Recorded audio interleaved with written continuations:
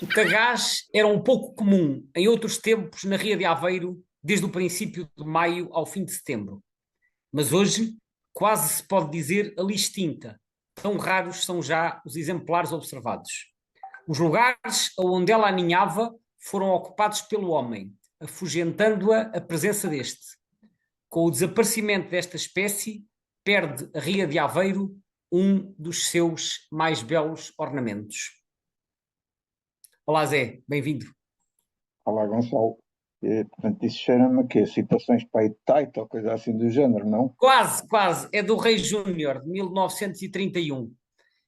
E há outros autores da primeira metade do século XX que referem que no passado, e no passado estamos a dizer há muitas décadas, portanto já no início do século XX, que esta espécie seria bastante comum na Ria de Aveiro. Aliás, o Coverley, que depois faz as suas notas na década de 40, ele refere que tanto o Taito como o Rei Júnior já referiam que a espécie teria nidificado no passado, mas ele procurou e disse que já há 15 anos que não encontrava nenhuma, que elas teriam sido afastadas não só pela presença de pessoas, mas sobretudo pela pilhagem de ninhos, que aparentemente era algo frequente. Elas nidificavam nas dunas, portanto no solo, e a pilhagem de ninhos era frequente e elas foram se tornando cada vez mais escassas, e a certa altura deixaram de nidificar na Ria de Aveiro, situação que, tanto quanto eu sei, se mantém até à atualidade. Mas há um registro qualquer, ou suspeita de nidificação novamente aí nessas zonas, não é? De acordo com o terceiro Atlas, há um registro de nidificação provável na Ria de Aveiro. Portanto, o terceiro Atlas foi feito desde 2015 até 2021. Só que nós, para avaliar um registro de nidificação provável, nós temos que perceber que registro é esse e o que é que ele tem para se conseguir perceber se houve algum tipo de confirmação ou não. Aparentemente, houve registros em abril de. Estou aqui a ver no eBird, houve registros, por exemplo, em abril de 2016, eram 3 indivíduos, mas daí até haver nidificação, às vezes os códigos de reprodução são mal utilizados, e portanto às vezes há quem observe simplesmente duas aves juntas, e considere, por exemplo, que é um casal, se vê dois adultos. Portanto, às vezes esta questão do provável tem assim muito que se lhe diga. De qualquer forma, vendo no eBird, vê-se que ao longo dos anos do Atlas, de vez em quando apareciam lá grupos de 2 ou de 3, portanto, pode sempre especular que teriam nidificar na zona, mas também podiam ser simplesmente aves em passagem. Portanto, não é conhecida nenhuma colónia na área, aparecem pontualmente, podem ser aves em passagem para zonas mais a norte, até porque os registros que há são sempre de números muito pequenos. Portanto, essencialmente esta ave é uma ave que hoje em dia só nidifica no Alentejo, ponto. No resto do país aparece esporadicamente em passagem. Essa distribuição histórica, digamos assim, pelas zonas de Aveiro, também havia, digamos, algum registro histórico pelas zonas do Alentejo? Pelos vistos, pelo que eu percebi, atualmente o Alentejo é a principal zona para esta espécie, não é?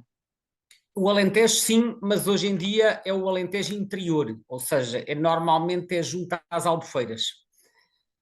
No tempo do Calverley, ele refere a nidificação na zona da Comporta. A Comporta fica na margem sul do estuário do Sado, portanto ali no concelho de Alcácer do Sal. Ele diz que havia lá alguns casais na zona do Sapal, que é uma zona onde elas também já há muito tempo deixaram de ocorrer.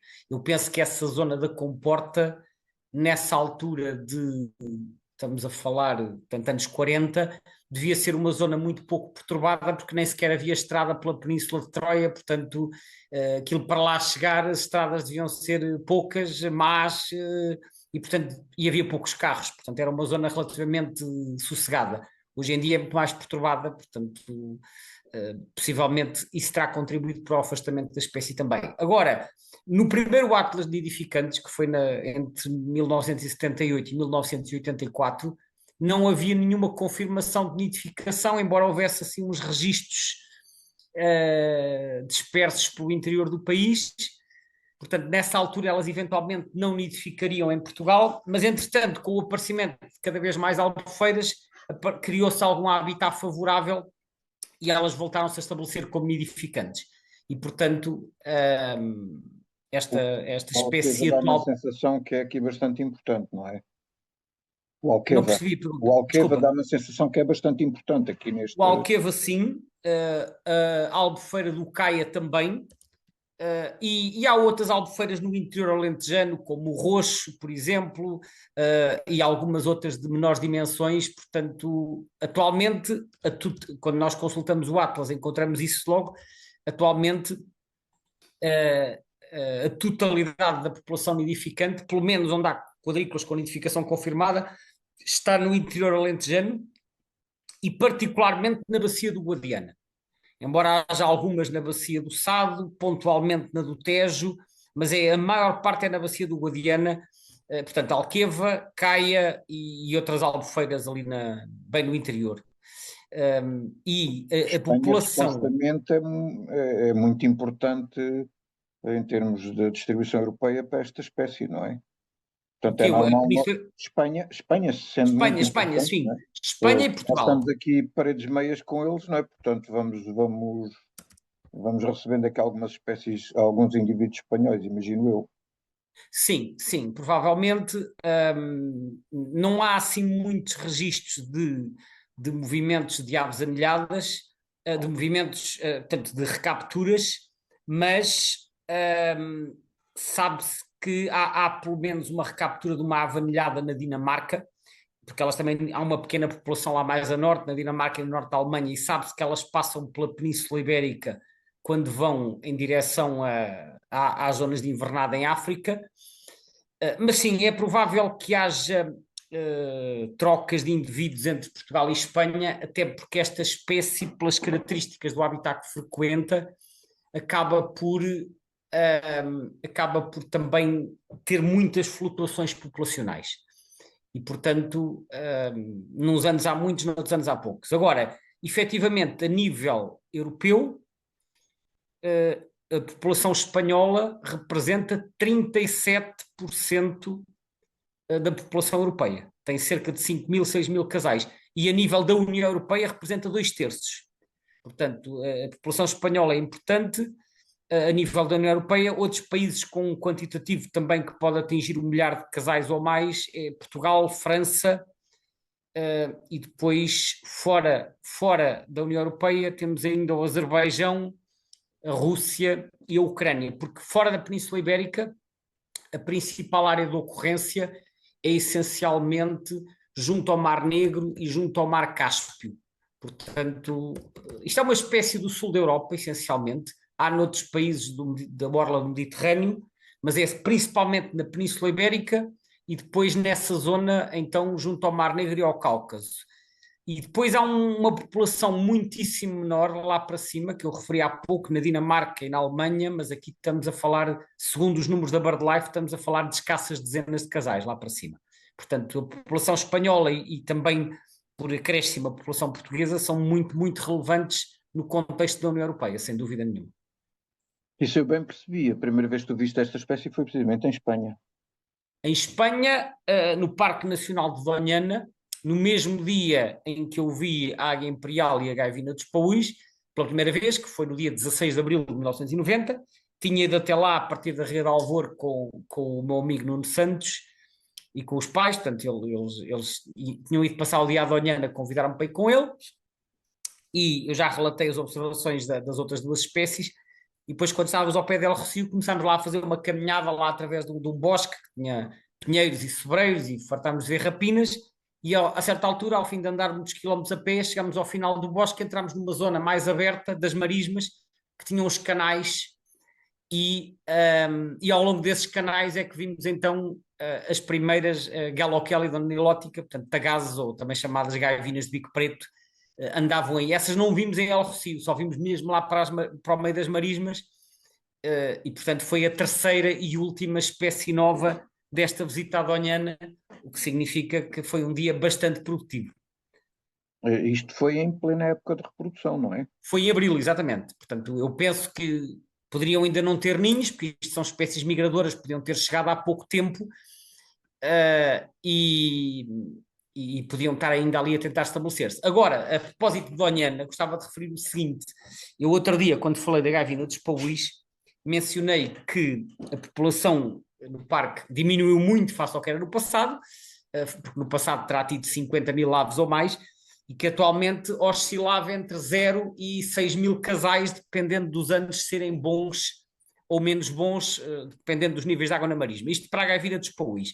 No caso do Tagaz, a situação é diferente, e é diferente para pior, porque no início deste século a população andava ali entre os 1.500, 2.000 casais, embora também com flutuações por causa dos níveis da água, com o mesmo problema que eu referi para a gaivina dos Pauís, que é uma produtividade muito baixa devido à predação, mas a partir de 2011 o que aconteceu foi que o Tagaz mudou-se de Doñana para uma zona mais perto de Cádiz, é perto de Jerez de la Frontera, onde houve uma zona úmida restaurada e que não voltou a reproduzir-se a partir de 2011, não voltou a reproduzir-se no Parque Nacional.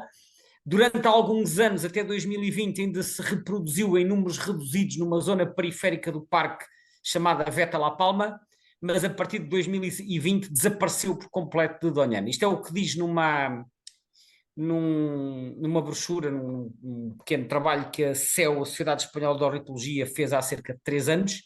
Eu não sei se agora, nestes 2 últimos invernos de 24, 25 e 25, 26, como foram muito chuvosos, se esta espécie voltou a aparecer por lá, mas nos últimos 15 anos quase não houve reprodução. Portanto, é uma espécie que praticamente abandonou o parque, situação muito diferente daquela que eu encontrei em 1990. A Doñana tem perdido bastantes aves aquáticas em quantidade, e em alguns casos tem algumas espécies que eram espécies emblemáticas do parque desapareceram por completo.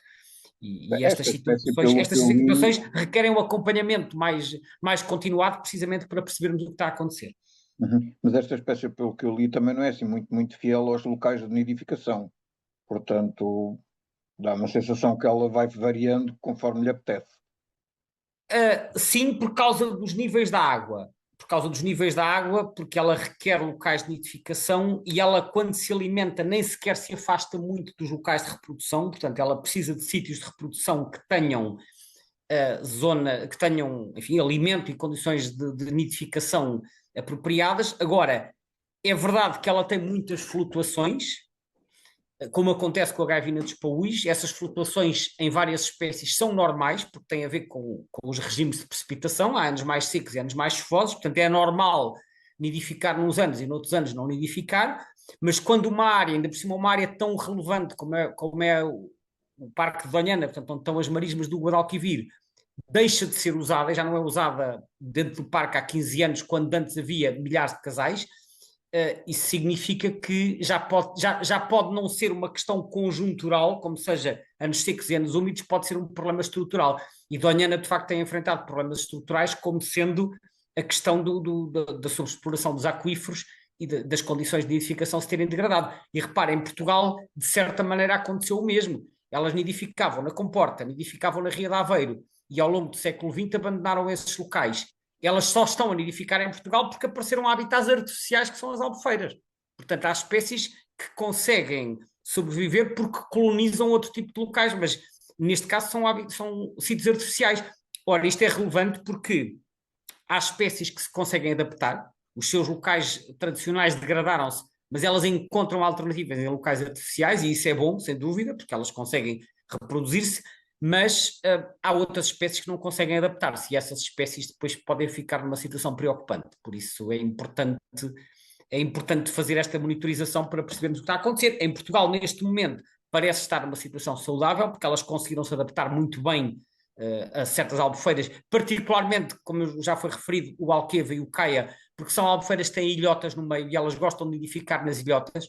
As ilhotas são muito boas porque estão a salvo dos predadores terrestres e, portanto, quando os níveis de água são apropriados, elas conseguem reproduzir-se com sucesso e a população em Portugal, neste momento, segundo o Atlas, o terceiro Atlas português, terá entre 1.000 e 2.000 casais. Portanto, que mesmo no contexto europeu, acaba por ser um número bastante relevante. Se nós vimos que a União Europeia tem entre 8.000 e 10.000 casais, em Portugal ter 1.000 a 2.000 casais, estamos a falar de 10 a 20%. Portanto, a população portuguesa é relevante no contexto europeu. Ainda assim, em termos de estatuto de conservação, em Portugal a espécie ainda mantém o estatuto vulnerável. Sim, está vulnerável, estava em perigo na lista vermelha anterior, portanto até melhorou uma categoria. Uma categoria, exato. Embora, neste caso, o critério usado é um critério assim um bocadinho mais difuso, vamos lhe chamar assim, porque o critério para estar como vulnerável não tem a ver com a população, porque a população até está saudável, o critério é espécie de ocorrência restrita inferior a 20.000 quilómetros quadrados. Bem, 20.000 quilómetros quadrados é uma brutalidade, é 4 vezes o Algarve, portanto, eu acho que este critério dos 20.000 quilómetros quadrados faz sentido em países grandes como França ou a Ucrânia, mas em países pequenos, em países muito pequenos, 20.000 quilómetros quadrados é maior que a área do país todo, não é? Portanto, Se calhar por aí tínhamos muitas espécies a entrar na categoria de vulnerável. sim, e se fosse para países pequenos como o Luxemburgo, todas as espécies que lá ocorrem têm uma área inferior a 20.000 quilómetros quadrados. Portanto, estas adaptações à escala regional acabam por ter sempre aqui umas nuances. Mas depois, portanto, eu não sei se este critério é o mais adequado, mas independentemente disso, diz aqui, a população encontra-se em 10 ou menos localizações e admite-se estar sujeita a flutuações extremas da área de ocupação e do número de indivíduos maduros. Bom, isto é mais um daqueles casos em que eu fico com a sensação que quem escreveu isto não olhou para os números do Atlas e para a distribuição, porque isto não bate certo, porque em primeiro lugar, no Atlas são muito mais do que 10 localizações. Só de nidificação confirmada são 16 quadrículas, 16, fora aquelas que sejam de nidificação provável. Claro que se pode argumentar, mas o Alqueva todo é só uma localização. Está bem, a Albufeira do Alqueva tem quase 100 km de extensão, podemos dizer que é só uma localização. Se nós contarmos as albufeiras todas em canidificação, provavelmente são mais do que 10. Agora, repara, independentemente da questão do número de locais, uma espécie ter variações extremas do número de indivíduos, como aqui está dito, isso para mim era se a população fosse, por exemplo, entre 0 e 2.000, que em algumas espécies aparecem, 0 e 2.000, que é, em certos anos não há reprodução e noutros anos há muitas. Isso é que é uma variação extrema. Agora, se eles dizem entre 1.000 e 2.000, é um intervalo razoavelmente bem definido, o que significa que nos piores anos não vai abaixo de 1.000 e nos melhores anos vai aos 2.000. Isso para mim não é uma variação extrema. Portanto, eu acho que este critério aqui, não estou a dizer que o critério em si não se justifique. O que eu digo é que esta informação que aqui está não casa bem com aquilo que está no Atlas. E tanto este trabalho como o Atlas estão publicados no mesmo site. Portanto, já houve várias espécies em que eu referi que fico com a sensação que quem escreveu isto não viu os dados do Atlas e quem viu os dados do Atlas não viu a lista vermelha. Devia haver melhor articulação entre os dois trabalhos que foram feitos em simultâneo. Eu tenho sempre um pouco aquela ideia de que, de um modo geral, as gaivinas e outros bichos deste género são bichos de hábito não apenas aquáticos, mas mesmo marinhos. Portanto, esta não é bem assim, pelo que eu percebi, ou estou a ver mal. Não, não estás a ver mal. Nós estamos um bocadinho habituados, talvez até por causa do nome andorinhas do mar, aplicado a algumas aves do género Sterna, mas há várias espécies deste grupo. Isto antes até estava numa família própria, que era a família Sternidae, mas agora vá-se lá saber porquê, desde há uns anos acabaram com essa família e integraram todas as Sternas e companhia na família Laridae, que é das gaivotas. Portanto, apesar destas serem bastante diferentes das gaivotas, estão todas na mesma família. Eu não sei porquê, eu tenho um bocadinho o feeling que no futuro esta decisão há de ser revertida e as Sternidae hão de ser separadas novamente, mas pronto. Agora, dentro destas Sternas, que são só uma subfamília, que é a subfamília Sterninae, há várias espécies que são espécies de água doce.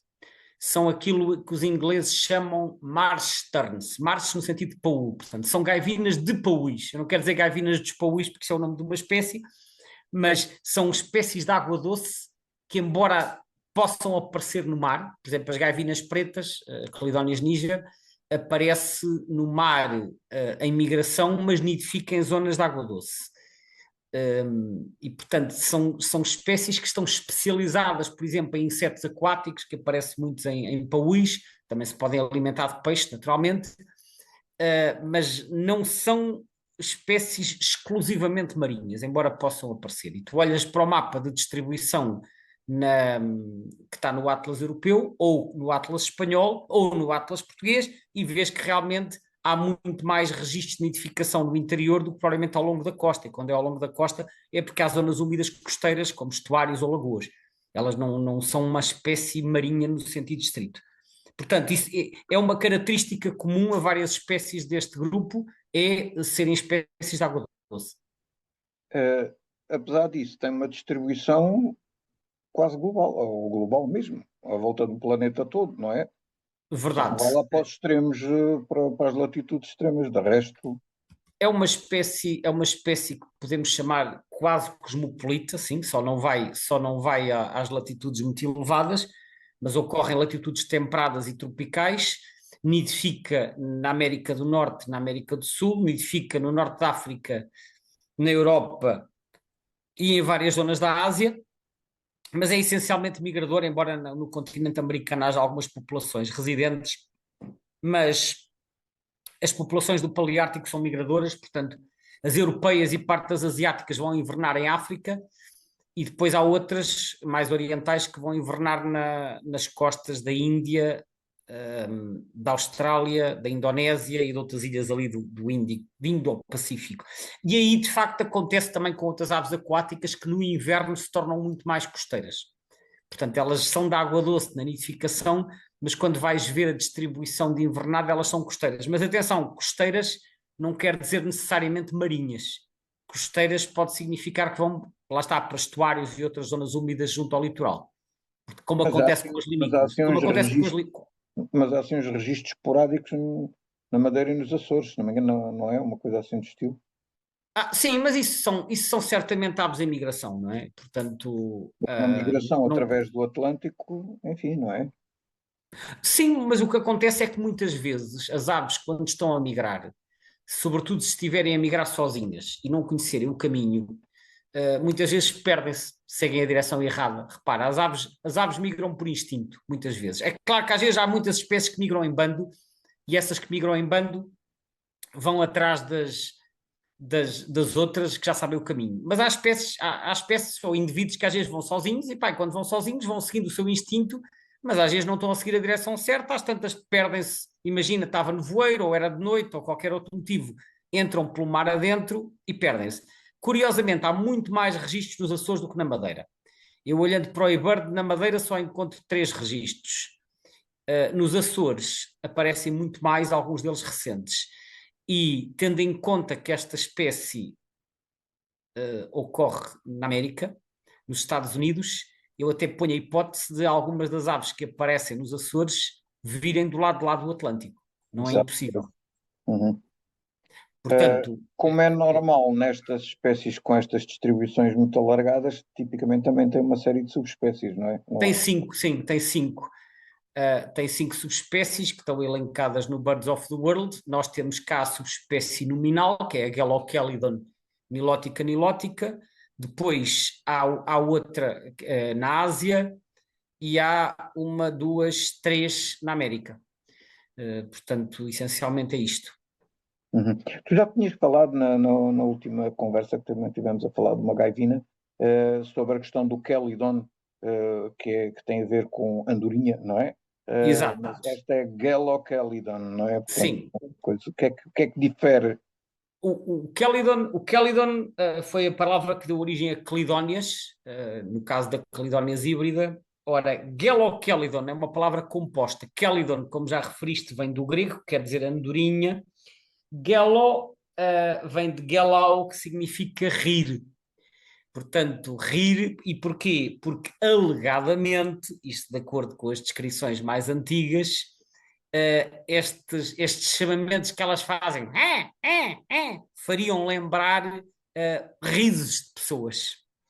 Pelo menos foi o que terá referido um dos autores dessa época, que era o Alfred Brem, filho do Christian Brem, que eu já referi anteriormente, irmão da Tecla Brem, a Tecla Brem, que é a pessoa homenageada na nossa cotovia Montesina, a Galéria da Tecla, e então o Alfred Brem referia que este som lhe fazia lembrar risos de pessoas, e então foi ele, o Alfred Brem, que cunhou o género Gelochelidon, como quem diz, a andorinha que ri. Andorinha aqui, neste caso, andorinha do mar, né? Porque em alemão as externas são Seeschwalben, que significa andorinha do mar. Portanto, Gelochelidon é a andorinha do mar que ri. Isto porquê? Porque ela foi descrita inicialmente no género Sterna, que era Sterna nilótica, pelo Gmelin, e depois mais tarde é separada para o género Gelochelidon, que foi proposto pelo Brem, e então a justificação é esta: faria lembrar risos de pessoas,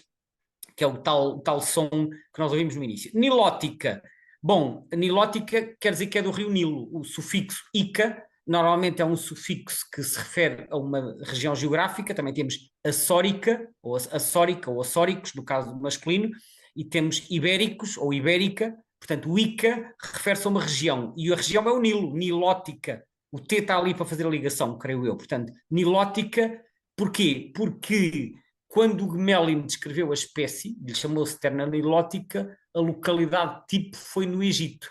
E se tu vires no mapa de distribuição do Birds of the World, elas distribuem-se ao longo do rio Nilo, por ali abaixo. Portanto, pronto. E, portanto, olhando para ali, deve ser fácil deduzir que esta gaivina é frequente ao longo do rio Nilo, e foi aí que o Gmelin a encontrou, e como a encontrou no Nilo, então chamou-lhe nilótica, a andorinha do mar do Nilo. Mais tarde foi mudada para o género Gelochelidon, como já falamos, e então passou-se a chamar Gelochelidon nilótica. Ela, entretanto, há umas décadas voltou ao género Sterna, e eu cheguei a ter livros que se referiam a esta ave como Sterna nilótica.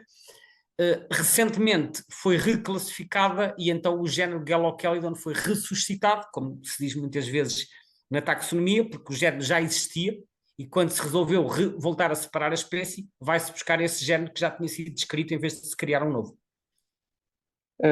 Gonçalo, vamos aproveitar aqui os últimos minutos para falar sobre a questão da identificação desta espécie. Ela é provavelmente uma das gaivinas maiores que nós para aí temos. Quais são as características, digamos assim, que tu recomendarias tomar atenção para identificar sem dúvidas esta espécie? Bom, ela tem uma plumagem preta e branca, que é uma característica que partilha com diversas outras aves deste grupo das sternas, e tem o bico preto. Aliás, por isso é que também um dos nomes comuns da espécie é a gaivina de bico preto. À primeira vista pode fazer lembrar um garajal comum, portanto, o Talaceus sandevicensis, mas há uma característica que se destaca, que é o bico espesso. O bico é mais espesso, menos fino e pontiagudo que o da maioria das sternas. É mais robusto, e isso dá origem ao nome inglês Gall-billed tern, ou seja, que é a sterna com bico de gaivota. Portanto, ela tem um bico que já faz lembrar um bocado uma gaivota. E essa é talvez a característica mais útil, é o bico um bocadinho mais robusto. Quando ela está na plumagem nupcial, é completamente branca, com o barrete escuro. Esse barrete escuro desaparece no inverno e fica só uma manchinha auricular. Portanto, é um bocadinho mais fácil na plumagem nupcial. Quando está em voo, uma das características que também é útil é uma risca posterior nas primárias externas, portanto, uma risca escura. As asas são clarinhas, são prateadas, como acontece em várias aves deste grupo, mas efetivamente, quando está em voo, vê-se bem essa risca, essa orla posterior escura nas asas, bastante mais evidente do que noutras aves do mesmo grupo. Portanto, são as características principais que eu diria de identificação desta espécie. E de resto, dentro do grupo das gaivinas, é uma espécie relativamente grande, não tão grande como o garajal grande, mas tem, de acordo com o Birds of the World, tem 33 a 38 centímetros de comprimento, portanto, tem um tamanho médio-grande, diria eu. Uma das coisas também que é interessante é o voo desta gaivina não é assim muito aquele tipo de voo picado como se costuma ver a maior parte das Não, gaivinas a não. fazer, não é? Não, ela tem um voo mais pesadão, portanto é mais. Por isso é que ela faz lembrar uma gaivota em alguns aspectos, não é só pelo bico, é mesmo pelo porte, porque ela é assim um bocadinho mais robusta, e pelo voo, que é um voo mais pesado, efetivamente. É menos ágil do que de outras externas. Uhum. Gonçalo, hoje vamos ficar por aqui. Eh, queres deixar alguma dica para a próxima espécie? Epá, não me lembro de cor qual é a próxima espécie, portanto não posso deixar. Se tiveres aí a lista, podes dizer, porque eu não me lembro. Não, deixa estar, fica assim então. Tenho que Fica, ir, tenho que ir consultar a lista. Neste momento não tenho memória. Está bem. Ok. não, está mal, devias saber, pá. Então são as Ah, tuas pois devia, mas observações. esqueci-me. Às vezes consulto, mas eu esqueci-me de consultar. Olha, fica assim. Paciência. Pronto, fiquem atentos para quem vai observar esta espécie. De vez em quando aparecem uns indivíduos anilhados. Não era má ideia fazer o registro dessas anilhas. Bem lembrado, sim, senhor. Bem lembrado. Ok. Ok, Obrigado, Gonçalo. Obrigado a todos pronto. que ouviram Obrigado. e até à próxima. Até à próxima.